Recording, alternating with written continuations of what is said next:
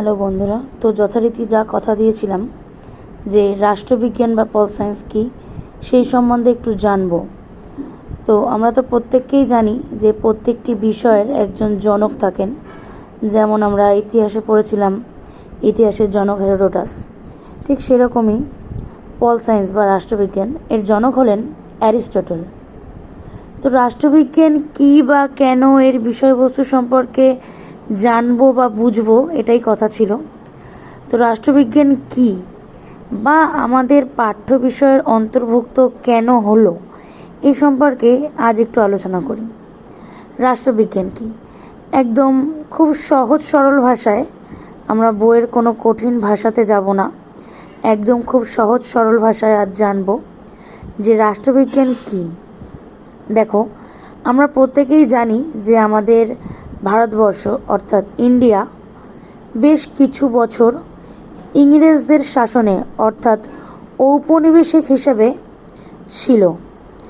তো 1947 15ই আগস্ট যখন আমরা স্বাধীনতা পাই, নিজেদের একটি রাষ্ট্র তৈরি হয় যা ভারতবর্ষ নাম দিয়ে আমরা জানতে পারি। তো এই দেশ চালানো বা দেশের নিয়মকানুন নির্ধারণ করার জন্য যে নীতি বা নিয়মাবলী আবশ্যক হয়ে পড়ে, তাই হচ্ছে রাষ্ট্রবিজ্ঞান বা পলিটিক্যাল সায়েন্সের অন্তর্ভুক্ত একটি বিষয়। তো আমরা আজ যেটি জানবো বা বুঝবো যে রাষ্ট্রবিজ্ঞান আমরা পড়ব কেন, রাষ্ট্রবিজ্ঞান আমরা জানবো কেন, কী প্রয়োজনীয়তা রাষ্ট্রবিজ্ঞান জানার বা পড়ার। একটি দেশ আমাদের জনগণের দেশ, সেকুলার কান্ট্রি বলে আমরা জানি ইন্ডিয়া।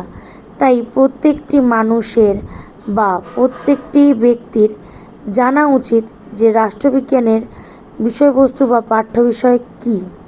রাষ্ট্রবিজ্ঞানের পাঠ্য বিষয় হলো একটি দেশ বা একটি রাজ্য বা একটি রাষ্ট্র ঠিক কী কী নিয়মাবলী মেনে চলে বা কী কী নিয়মাবলীর ওপর দৃষ্টিপাত করে তা নিয়ে আলোচনা করা, এই হচ্ছে রাষ্ট্রবিজ্ঞান।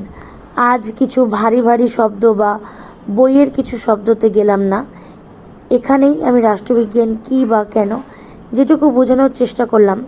কারোর যদি কোথাও বুঝতে অসুবিধা থাকে, সে আমাকে অতি অবশ্যই কমেন্টে জানাও যে আমি এই জায়গাটুকুনি বুঝতে পারিনি, আমি দ্বিতীয়বার তাকে আবারও বোঝানোর চেষ্টা করব। নমস্কার।